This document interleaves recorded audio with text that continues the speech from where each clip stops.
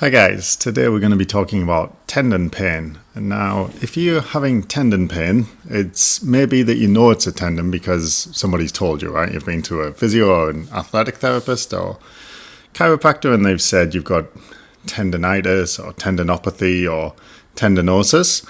We're going to talk about a little bit, what those terms mean and the difference between them in a sec. But some of the most common places for runners and triathletes to get tendon pain is in the Achilles, which is well, everyone knows where that is. I think it's the one by your heel, just on the back of your heel there. Just below the kneecap, you can get patellar tendinopathy, that one's called. Also gluteal tendinopathy, less common, but that when you have pain right on the side of your hip, right on the very outside of your hip, that's sometimes gluteal tendon pain. And then hamstring tendinopathy. You can either get it at the far end, like near your knee, so it might feel like knee pain, or you can get it up at the top near where your sit bone is. We call that hamstring tendinopathy. But I didn't want to go into the details of the name of the different tendons just yet, just to try and keep it simple for the start. Now, what's a tendon? I always explain it as a tendon. It is, muscles become tendons before they attach into a bone. So if you have seen pictures of muscles before, like you've got the red bit, that's actin and myosin fibers, and that's the contractile part of the muscle. So that part of the muscle is actually capable of shortening or contracting in order to pull things closer together. But the things it pulls closer together are bones, and you connect the muscle with the bone via a tendon. The tendon's not made of actin and myosin. It's made of a different tissue. It's called collagen, and many people have heard of that. Collagen is a type of protein, and in a tendon, it's organized in bundles. The way I always explain it to people is it's like a steel wire, where each of the little strands is like collagen, and they're sort of bundled together to make the steel wire, which is extremely strong, but each one of those little things is not particularly strong on its own. Now, how do you know if you've got tendon pain as opposed to some other? Say you've got knee pain, you could have patellofemoral pain, which is also known as runner's knee. You could have iliotibial band syndrome. You could have other issues which affect the knee. How would you know it was the patellar tendon, which is the tendon just at the sort of lower part of the knee there? Well, really you'd need to see someone in order to get a true clinical diagnosis of tendon pain or tendinopathy. Now, the thing about tendinopathy is it has different terms. So the most commonly used term is tendonitis. And you'll see that's used less and less by clinicians these days who've tended to favor the term tendinopathy. Or tendinosis is another term that's sometimes used. And we'll come to the difference between them later. But if you imagine them all as going together and under the umbrella of, say, tendon pain for the time being. Now, tendon pain is very specific in the way it behaves. So it's very local, which means if you've got tendon pain, you can usually point at it with one finger. So if you're having pain when you're running or after you're running that is more diffuse, it's more vague, and it's not like you can't put your finger on it, it may not be a tendon, and it's probably not a tendon. And then the other thing is it's load dependent. So tendon pain, tendons don't hurt at rest. So if you're sitting on the couch chilling out, the tendons won't hurt. If you're running or walking or going up and down stairs, getting up and down off the floor, something like that, the tendon can hurt when it's doing those things or afterwards because it's depending on the load being placed on it. But it won't hurt when it's not doing anything. It won't hurt during the night usually unless you're lying right on it and squashing it. So tendon pain is load dependent and it's very focal. It's very much a small area that you will experience tendon pain in. And like I say, the most common place for triathletes and runners to get it is the knee in the patellar tendon, and the gluteal tendons on the side of the hip, and the Achilles tendon in the heel, in the upper part of the hamstring tendon by the sit bone, and then sometimes the lower part of the hamstring tendon, usually on the inside of the knee, what we call the medial side of the knee. Now, if we go back to that analogy of the steel wire, you structure of the tendon is made of collagen. So you've got the tendon as a whole might be the thickness of 1 or 2 fingers, and then that's got, hundreds or thousands of collagen fibers, and they're organized in bundles, and they call these bundles fascicles. So you have a number of fascicles, I don't know how many, in each tendon, and each of those fascicles is like a big bundle of collagen fibers. And in between those fascicles, we have this thing called the interfascicular matrix, which is a kind of funky thing that I'm learning about at the minute. And these fascicles can kind of slide. So you've got these bundles of collagen fibers that can actually slide. And actually, if you take one tendon, like the Achilles tendon, the amount of stress placed on each fascicle can actually vary within the same tendon.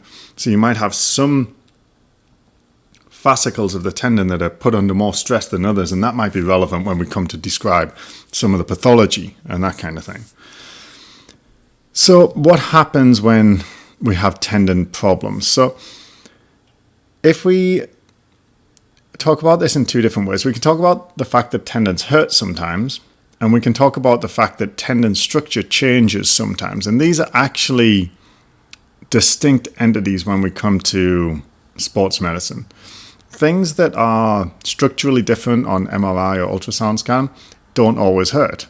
Things that hurt don't always have structural changes associated with them.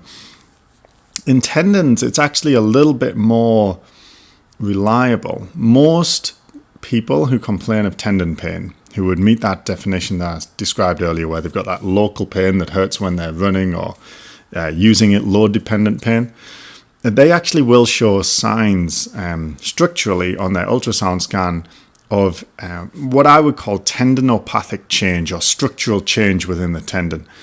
And actually, the changes in that structural makeup of the tendon apparently is one of the best predictors of future tendon pain, which is, again, if we look at other areas of the body, say like the lower back, for example, if you have signs of, say, facet joint arthropathy, which is a way of saying facet joint degeneration in your lumbar spine, which is the low part of the back, that actually doesn't really predict that you'll get back pain any more than anyone else at all. And that's actually more common than you might think. It's more common to find structure or evidence of structural changes on scans like MRIs or ultrasound scans. Doesn't usually very well predict the future development of problems. So tendon problems are a bit different. If you take a bunch of people who don't have any pain and you do an ultrasound scan of their Achilles tendon, and say you've got 100, and 40 of them have tendon changes on their Achilles tendon, those people are actually much more likely to have tendon pain in the future, which you might think, well, duh, obviously. But it's not that obvious, because usually it's not the case that you can predict future problems because of current asymptomatic structural change. Seems that the link between pain and structure in tendons is a little bit more, whatever the word is for closely linked. So that's why in tendons, we're a little bit more interested in what is actually going on structurally in the tendon than we might be in some other parts of the body, say the lower back, where we know that the structural changes don't correlate very well with pain and disability at all. Now, what happens when we have tendon changes at a structural level? So if you imagine we've got that steel cable analogy, right, with our collagen fibers being the individual strands of the cable. And what we see in the development of structural tendon pathology is that the collagen, instead of being like nicely wound up in very tight bundles, becomes all kind of higgledy-piggledy and loose. And you actually see little gaps appearing between different parts of the collagen grouping. So you get these kind of, they're not quite holes because they don't go all the way through, but gaps within the tendon. You wouldn't be able to see them with your eyes, obviously. You need an ultrasound scanner to see them, but you can see this, and we call this collagen disorganization. So if you've had tendon pain and someone sent you for an ultrasound scan, they might have described this collagen disorganization, which, we would call tendinopathic change. Or I'm not sure if I made that word up, but I think it's a good one. So that's the first, well, that's one of the things we see. We see this collagen disorganization, but we also see the ingrowth into the tendon of new blood vessels and new nerves. So this is sometimes called neovascularization, as in new vascularization, new vessels.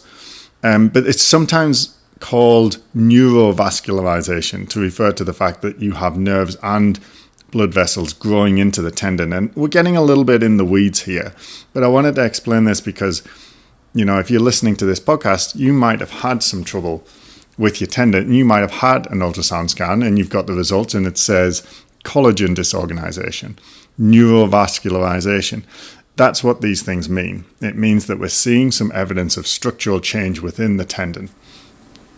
Now, as far as I understand, we don't really fully understand why that kind of structural change happens in the first place. Not on there's some good theories which we'll come to in a sec, but we're not 100% sure on why that happens in some people and not others. It's not always as obvious as you might think, like, I was using it too much, because when we come to talk about rehabilitation and actually addressing tendon problems, strengthening them or loading them seems to be the best way to do it. So the relationship between why a tendon structural change develops, the understanding of why tendon structural change develops is not complete at this time anyway. And some of the theories, the most popular theory to my mind is this thing called the continuum model, which was proposed by some researchers out of Australia. I think originally back in 2009, that was certainly when it was a researcher named Jill Cook, who is excellent and did some really awesome work on tendon, helping us understand what's happening in tendon problems. And they proposed this model of progressive change within the tendon, going from a perfectly normal tendon and then degenerating or changing in a unhelpful way to become a less robust structural tissue. And they divided this process of degeneration into 3 stages. They called the first one reactive, the second one disrepair, and the third one degeneration.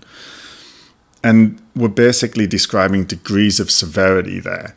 So the first stage, we're talking about a fairly normal tendon, in which if you look at it on an ultrasound scan, it doesn't show too much, doesn't show any evidence of collagen change, disorganization or neurovascularization. Those new blood vessels and nerves aren't growing into it yet, but it gets fatter. So sometimes we see this in the clinic. People will come in and say, my Achilles hurts. It started last week and it's bigger, it's kind of fat.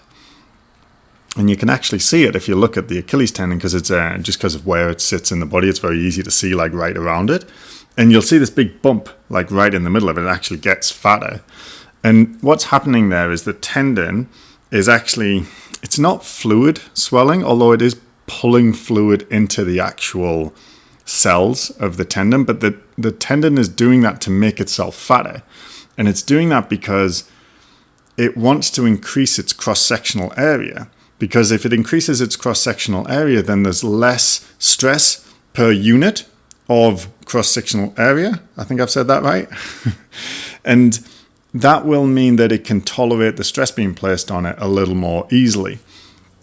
So it's actually a sort of adaptive response of the tendon in the short term. And that reactive tendinopathy usually, and this I'd say bears out fairly well in the clinic, this usually presents as someone has done something new. So they've either switched their shoes too quickly, or they've taken up running and they've done too much too soon in just a week, or they went back to squash after not having played for many years and played an hour, and then their tendon gets really sore and balloons up.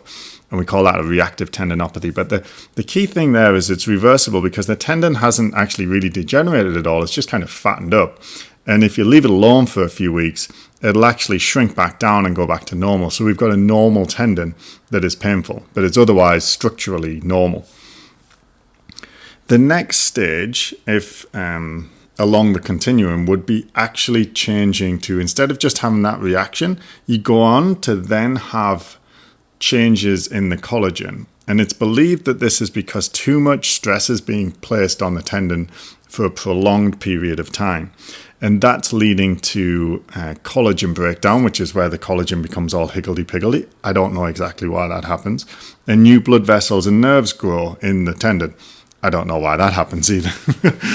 But this is the process of degeneration just getting started. And they call that second phase, tendon disrepair. At that stage, it's believed it's still probably reversible, as in structurally you can change from having a tendon in disrepair to having a normal structural tendon again that looks the same on ultrasound scan as a regular tendon, if appropriate interventions are put into place. And we're going to talk next time about what appropriate interventions would be. Principally, it's going to be tendon loading or strengthening of the tendon. So we're going to talk a lot about that in the next podcast on tendons. Not today. We're going to stick to just the pathology today because it's such a big topic. I want to try and do a good job of explaining what's going on one bit at a time. And then the final stage of tendon degeneration, according to this continuum model or theory, is degeneration. And that's essentially the same problem, just further along the spectrum. So it's still collagen disorganization and neurovascularization. It's just more of it. And it's believed at this stage that it's not reversible. So even if you apply the appropriate interventions at that stage, that tendon structurally, and that's a key distinction, is not salvageable, which means that it can't go back to being the way it was originally, even if you did a few years of rehab on it. That doesn't mean that that person can't actually regain their ability to run, or their ability to run, or they can't actually exceed their current ability to run even further without pain. And we'll get to that in the why that's possible more so in the next podcast. But essentially, it doesn't mean that you're always going to have tendon pain or be functionally restricted by a tendon. But it does mean that if you take a scan of it, it'll look different on a scan. Now, this next little bit was fairly new to me. So I mentioned earlier we've got this interfascicular matrix, or IFM, which is the interface between the fascicles. So if you've got, fascicles running side by side and they can kind of slide on each other within the same tendon, the places where those fascicles interact we call the interfascicular matrix. And I don't know a ton about this. This is I sort of heard of it, was about it, but I was listening, Jill Cook, the professor who I mentioned earlier, who originally came up with this continuum model. Just recently, I was watching like an online conference a few weeks ago, was talking about this interfascicular matrix, and they wonder if the original problem of tendon breakdown might start at the matrix. And this is very much a theory and a new theory, so it's not well established at all. But I just thought it was super interesting, and I thought I'd share it here because it kind of, it's interesting to think about, and it makes sense. It fits in with that continuum model, certainly. Anyway, the theory is that, say we take your Achilles tendon and you're putting repetitive stress or repetitive load on the Achilles tendon by running, right? Now, what happens is we've got these tendons, fascicles, sliding beside each other. And if they're sliding beside each other, they're putting stress on the matrix that's in between them as they slide, right?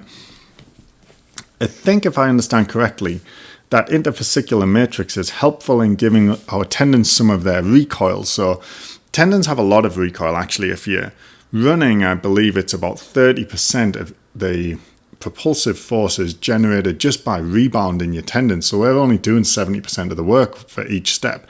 And if you want a good example of that, I forget where I got this one, but you put your hand on your chest and pull your finger up and then let it go and it'll bounce back, which is a really nice little way of illustrating the recoil potential of tendons, right? You don't have to push it back down, it just springs back. And some of that springiness, I believe, comes from that interfascicular matrix. But if we put too much demand on that interfascicular matrix, if we ask it to do springing more than it's capable of delivering, then it'll start to break down. And if it breaks down, then it can't do its job properly anymore.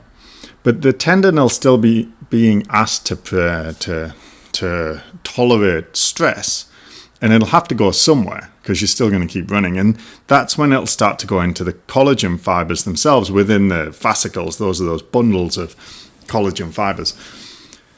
So now you're going to have more stress on the fascicles, and that might be what leads to the collagen disorganization starting to develop. So first you get the degeneration of the matrix, the interfascicular matrix, and then that, because it's not able to do its job anymore, puts stress on the fascicles, the collagen fibers themselves, and that's when they start to break down.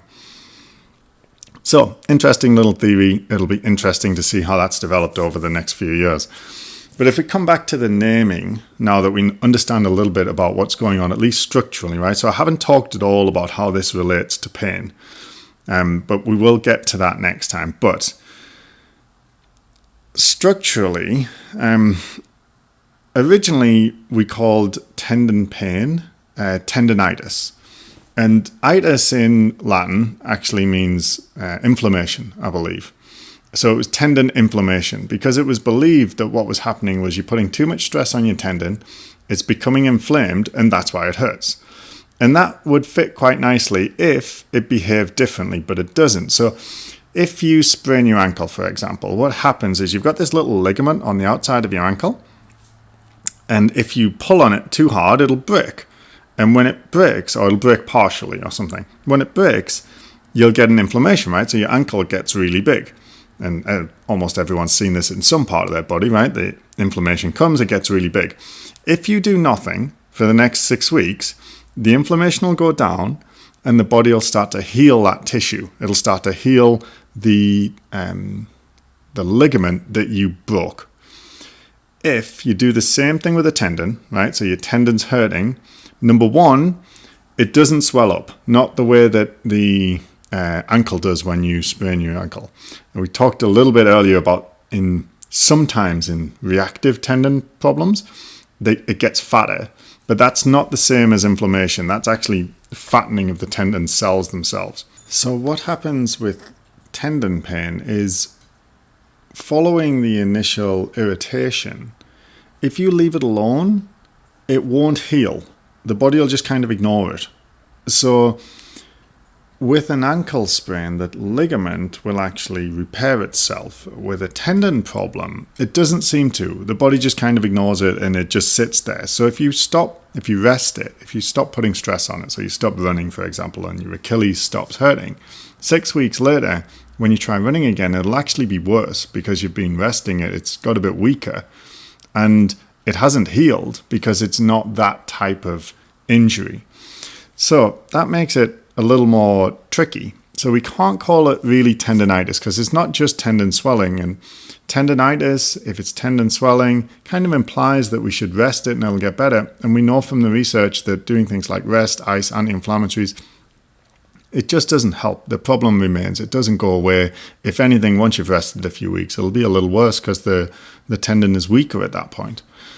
So another term that is fairly common, which is a little more accurate, is tendinosis. And I haven't really looked up the definition of tendinosis, if I'm totally honest. I believe it means tendon degeneration, which is the changes in the collagen and the neurovascularization that I described earlier. So that would be a fairly accurate term, but we don't always have proof that there is tendinosis there. So you need an ultrasound scan to see that. So if your tendon hurts, we can make a clinical diagnosis that you have a tendon problem, you have tendon pain, and we can treat it without getting an ultrasound scan. In fact, the ultrasound scan a lot of the time is superfluous. We don't need to do it.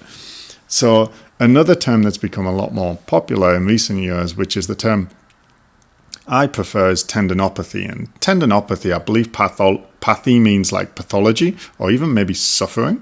And it's kind of an umbrella term to say tendon problem or tendon pain.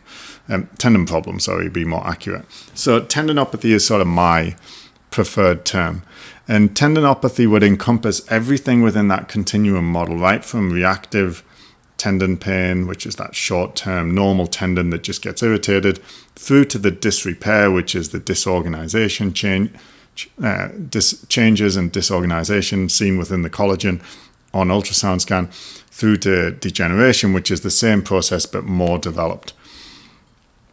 Now, next time we're going to talk more about what to do about this. So this is the pathology, or the structural pathology of tendon pain, and this could be affecting the Achilles tendon, the patellar tendon, the gluteal tendons on the outside of the hip, or the proximal hamstring tendon, or one of the distal hamstring tendons on the inside of the knee.